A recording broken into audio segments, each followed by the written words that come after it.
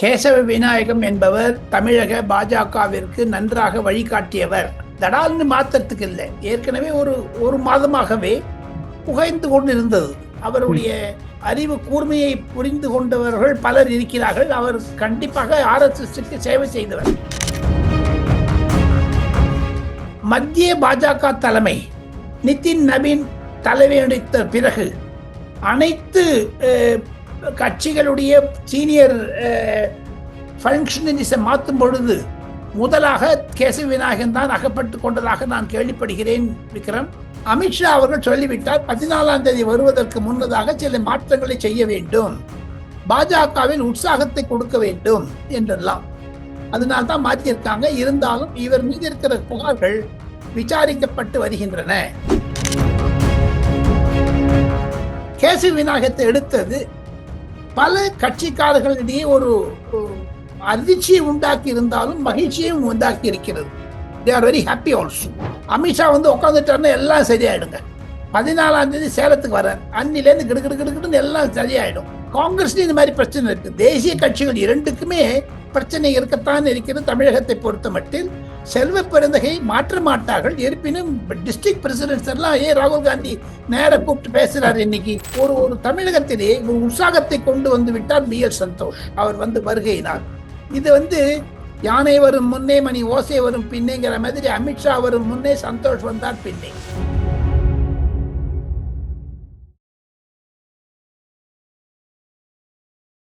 இளையபாரத நேயர்களுக்கு வணக்கம். இன்னைக்கு நம்ம நேர்காணல நம்ம சிறப்பு விருந்தினர் மூத்த பத்திரிகையாளரான டெல்லி ராஜகோபால் சார் அவர்கள் தான். சார் வணக்கம் சார்.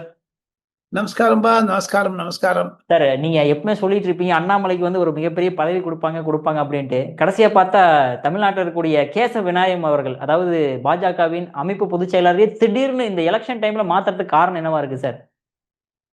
கேசவ விநாயகம் என்பவர் தமிழக பாஜகவிற்கு நன்றாக வழிகாட்டியவர்.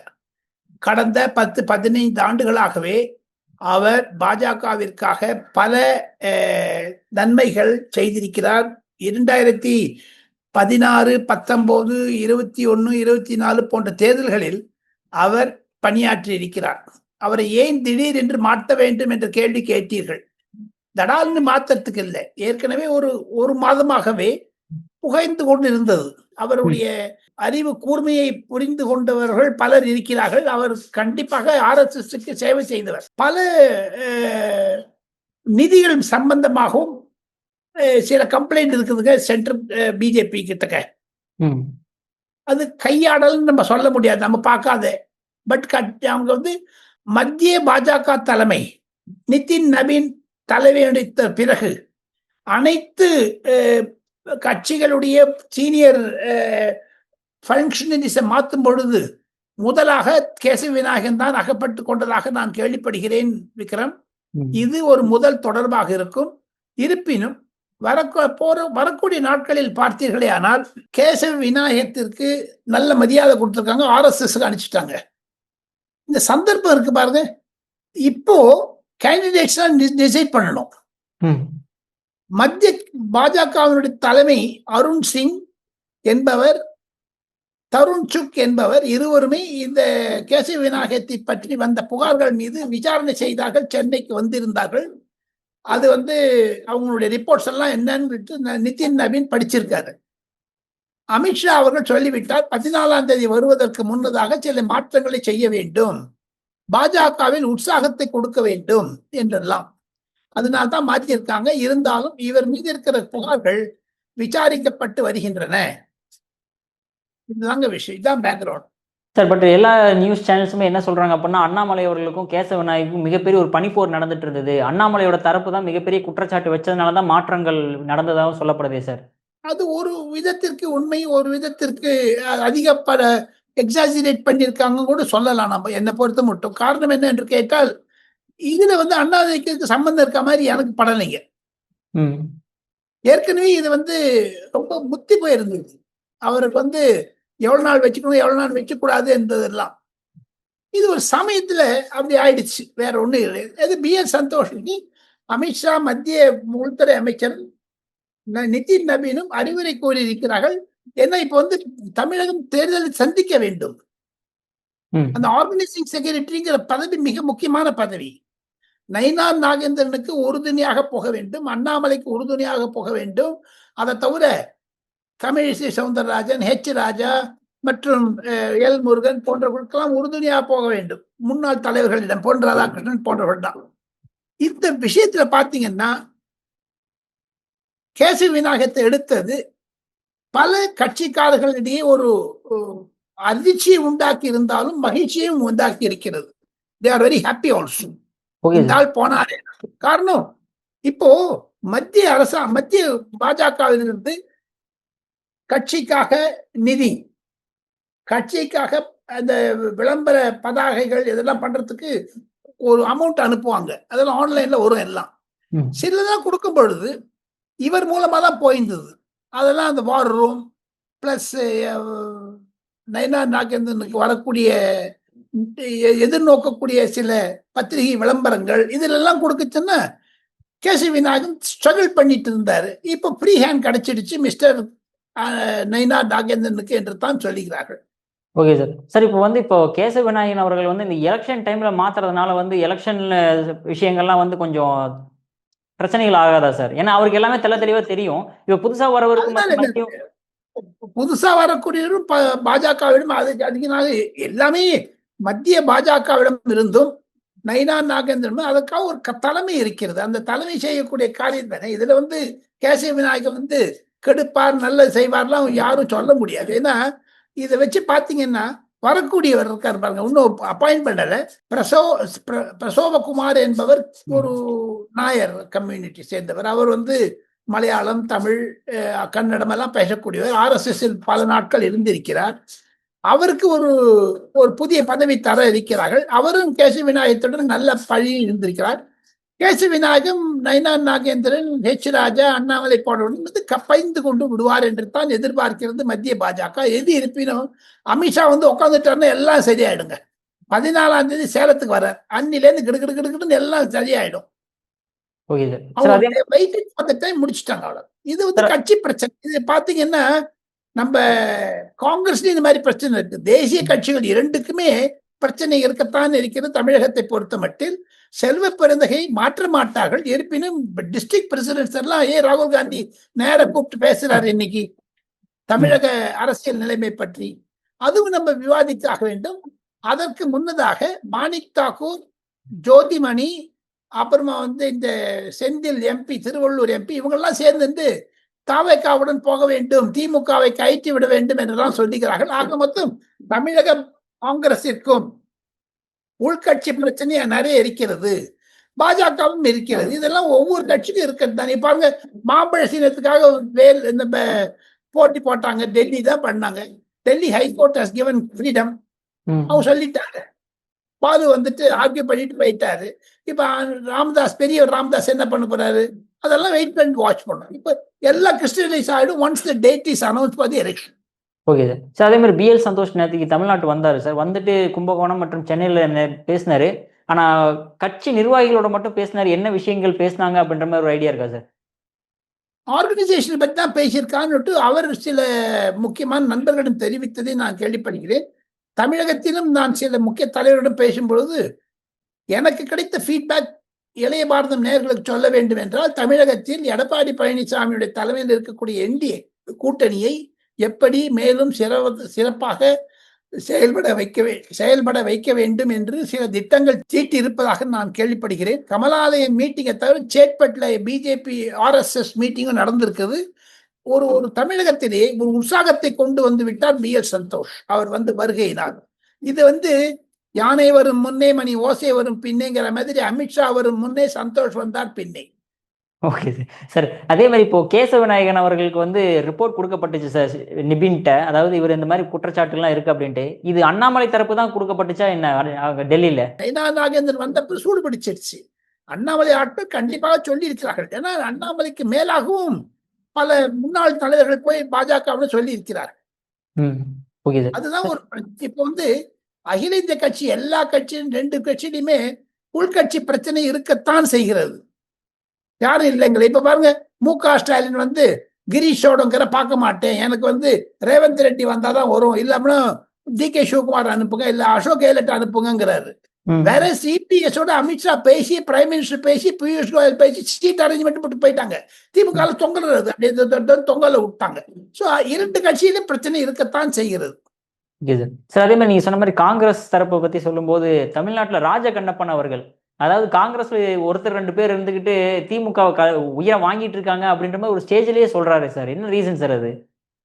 அவர் ஏடிஎம்கேலேருந்து வந்தவர், ப. சிதம்பரத்துக்கு எதிர்த்தாக ஜெயித்தாரு. ப. சிதம்பரத்தை தோக்கடிச்சவர், இருந்தாலும் ஜெயிச்சுட்டேன்னு சொன்னாங்க. அவருக்கு காங்கிரஸ்கார மேல எப்பவுமே கோபம் உண்டு ராஜ கண்ணப்பனுக்கு. அவர் சிறந்த ஆர்கனைசிங் பர்சன். சிவகங்கை, காரைக்குடி போன்ற இடங்கள் எல்லாம் அவருக்கு நல்ல பிடிப்பு இருக்கிறது கட்சி ரீதியாக. அண்ணா திமுக இருந்து திமுக போன பிறகு அவர் காங்கிரஸ் மீது கோபத்தை காண்பிக்கிறார். அவரும் செந்தில் பாலாஜியும் இணக்கமாக இருந்தவர்கள். செந்தில் பாலாஜியிடம் மு.க. ஸ்டாலின் கூறிதான் ராஜகண்ணப்பன் இது மாதிரி ஒரு ஸ்டேட்மெண்ட் கொடுத்தார் என்று மாணிக் தாக்கூர் சொல்லுகிறார். அதை தவிர காங்கிரஸ்காரனை விட்டுட்டு டிஎம்கே விட்டுட்டு அந்த விடுதலை சிறுத்தை கட்சியினுடைய ஷானவாஸ் கான் எம்எல்ஏ சொல்றாரு, கிறுக்குகள் செய்கிறார்கள் ட்விட்டரில். அவர் மாணிக் தாக்கூரும் ஜோதிமணியும் கிறுக்கன் அப்படிங்கிறார், கிராக் அப்படிங்கிறாங்க. இந்த மாதிரி கட்சிக்கு ஒரு பெரிய சண்டை வந்துடுச்சு அந்த திமுக தோழமை கட்சிகள்ல. இன்னைக்கு டிஸ்ட்ரிக்ட் பிரசிடென்ட்ஸ் எல்லாம் ராகுல் காந்தி 6:30 மணிக்கு பாக்குறாங்க, ஈவினிங் 10ஆம் தேதி பிப்ரவரி மாசம் 6:30க்கு. அப்ப என்ன நடக்க போகுது, எது நடக்க போகுதுன்னு தெரியல. ராகுல் காந்தி தமிழ் வெற்றி கழகத்துடன் தான் போக வேண்டும் என்று உருப்படியாக இருக்கிறார். Okay sir. அதே மாதிரி தமிழக வெற்றி கழகம் அப்படிங்கும்போது இப்ப விஜய் அவர்கள் ஜனநாயக படத்துக்கு வந்து இப்ப இது வாபஸ் வாங்கினதா ஒரு நியூஸ் வருதே சார். அது ஏற்கனவே முன்னாடி செஞ்சிருக்கலாம். அது கேவிஎன் ப்ரொடக்ஷன்ஸ் தான் பண்ணியிருக்காங்க. இது விஜய்க்கு நல்லதைத்தான் கொடுக்கும். குறிப்பாக மார்ச் 5ஆம் தேதி, இன்னும் 1 மாதத்திற்குள் தேர்தல் தேதிகள் அறிவிக்கப்பட இருக்கின்றன தமிழகத்திற்கு. அதற்கு முன்னதாக இந்த படம் ரிலீஸ் ஆகுமே ஆனால் சில வசனங்களை எல்லாம் அவர் செய்ய கட் பண்ண முயற்சித்து வருகிறார்கள். அதெல்லாம் எடுத்துட்டாங்கன்னா கண்டிப்பாக அந்த படம் பெரிய அளவில் வரும். அது காங்கிரசிற்கும் சில சோதனைகளை கொடுக்கும் என்று தான் பல காங்கிரஸ் தலைவர்கள் சொல்லுகிறார்கள். காரணம், எல்டிடி பிரபாகரன் வேற புகழ்ந்திருக்கார் விஜய், எப்படி ஒத்து வரும்னு கேட்கறாங்க. ஆனா ஒரு கைத்து பாத்தீங்கன்னா வைகோவே அந்த காங்கிரஸ் மினிஸ்ட்ரியில அவர் வைகோ எம்டிஎம்கே மினிஸ்டரா இருந்திருக்காங்க. கண்ணப்பன் இருந்தாரு, செஞ்சி ராமச்சந்திரன் இருந்தார். இதெல்லாம் பார்த்தா எல்டிடி நடுவுல வருது, காங்கிரஸுக்கும் தாவேக்காக்கும் நடுவில் சொல்வதெல்லாம் தவறான கருத்து. ஏன்னா பேராலய அந்த கவர்மெண்ட் ரிலீஸ் பண்ண உடனேயுமே பேரறிவாளனை மு.க. ஸ்டாலின் கட்டி தழுவினார். அது காங்கிரஸ் அப்போஸ் பண்ணாங்க, உங்களுக்கு ஞாபகம் இருக்கும்னு நினைக்கிறேன். அப்படி ஒத்துமையா இருக்கும்போது ராஜீவ்காந்தி கொலை வழக்கு என்பது பின்தண்டி விட்டது. அது இப்ப முன்னதாக நிறுத்தி தாவேக்காவிற்கும் காங்கிரசிற்கும் இடையே ஒரு பிரச்சனையை உண்டாக்க வேண்டும் என்று விடுதலை சிறுத்தை கட்சி முயற்சியுமே ஆனால் அது தோல்வி அடையும். சார் அதே மாதிரி நிர்மலா சீதாராமன் அவர்கள் என்டிடிவி பேட்டி கொடுக்கும்போது சொல்றாங்க, விஜய் கட்சி அவர்கள் தமிழகத்துல மிகப்பெரிய ஒரு தாக்கத்தை ஏற்படுத்தும் அப்படின்ற மாதிரி சொல்றாங்களே சார். அது எல்லாமே சொல்றது தானே. எடப்பாடி பழனிசாமி அசம்பிளிலே பேசியிருக்காங்களே.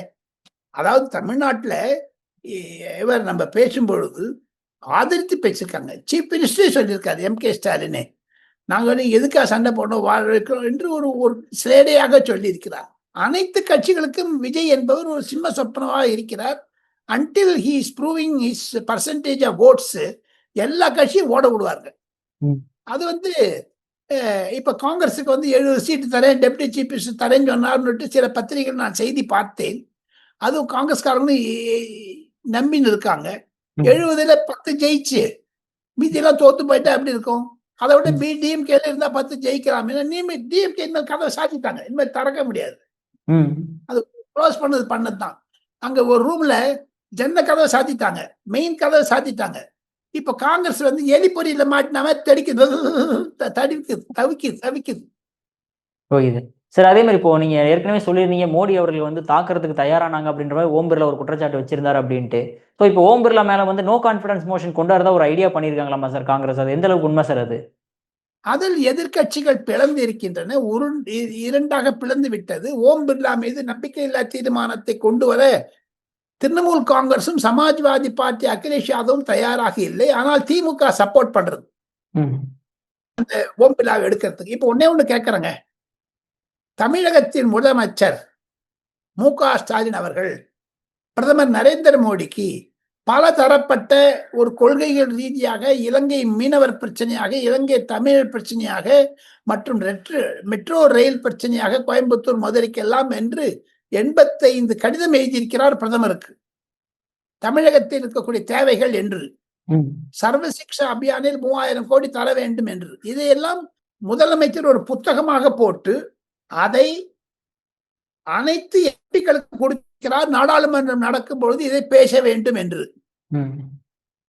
ஆனா இவங்க நம்பிக்கையில்லா தீர்மானத்துக்கு எப்படி கையெழுத்து போடுறாங்க? டிஎம்கே வந்து காங்கிரஸோட ஒரு சைட்ல நீங்க அலையன்ஸ் ஸ்டாக்ல 2 பிரிஞ்சிருக்கீங்க, இங்க பார்லிமெண்ட்ல ஒன்னாயிடுறீங்க. ஆக மொத்தம் 40 எம்பிக்கள் நாளை நமதே 40 நாளில் போட்டி தான் எழுதிய கடிதத்திற்கு மரியாதை கொடுக்காமல் இருக்கிறார்களே அந்த எம்பிக்கள். ஏன் அந்த பார்லிமெண்ட்ல அவன் பேசக்கூடாதா? ராஜ்யசபா லோக்சபால தமிழகத்தில் டி.ஆர். பாலு, கனிமொழி, ஏ. ராஜா, முரசொலின் தயாநிதி மாறன் மற்றவர்கள் ஏன் பேச மாட்டேங்கிறாங்க?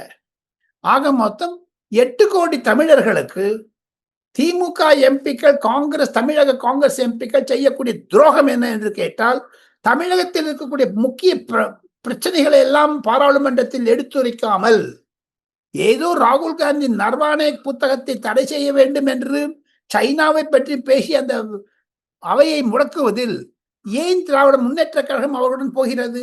ஏன் ராகுல் காந்தி தாஜா பண்றாங்களா, சொரிஞ்சு விடுறாங்களா? தமிழகத்திற்கும் நிர்வாண புத்தகத்திற்கும் என்ன சம்பந்தம் சொல்லுங்க?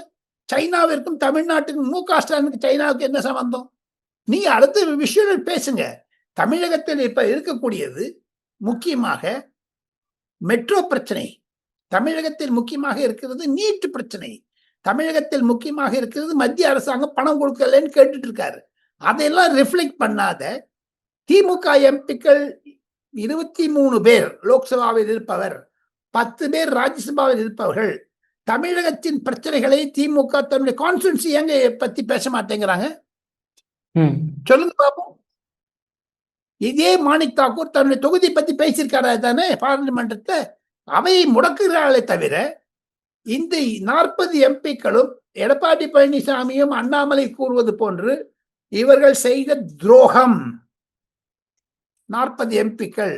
ஆக மொத்தம் ஓம் பிர்லாவிற்கு கையெழுத்து போட்டதும் தமிழக 8 கோடி மக்களுக்கு திமுக செய்த துரோகம், காங்கிரஸ் செய்த துரோகம், விசிக செய்த துரோகம், மறுமொழி திராவிட முன்னேற்ற கழக துரை வைகோ செய்த துரோகம், கம்யூனிஸ்ட் கட்சியைச் சேர்ந்த வெங்கடேசன் போன்றவர்கள் செய்த துரோகம் தான் என்று சில கருத்தாளர்களும் பாஜகவிலும் தோல்கின்றனர்.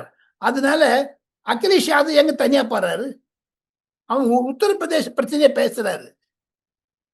நம்ம மம்தா பானர்ஜி சொல்லிட்டாங்க அவருடைய மருமகன் அபிஷேக் முகர்ஜி கிட்டக்க, நீ வெஸ்ட் பெங்கால் பிரச்சனையை பத்தி பேசி தேர்தல் வருகிறது என்று. திமுக எங்க ராகுல் காந்தி சொல்லிடுறாங்க போய், அவருக்கு எங்க சப்போர்ட் பண்றது என்று தான் தமிழக மக்களுக்கு இளைய பாரதம் மூலமாக விக்ரம் ராஜகோபாலன் ஒரு பேச்சிலிருந்து இந்த கருத்து வெளிவருகிறது. விக்ரம். Okay sir. சார், உங்க அற்புதமான கருத்துக்களை இளைய பாரதம் பந்ததற்கு மிக்க நன்றி சார். தேங்க்யூ. Thank you sir.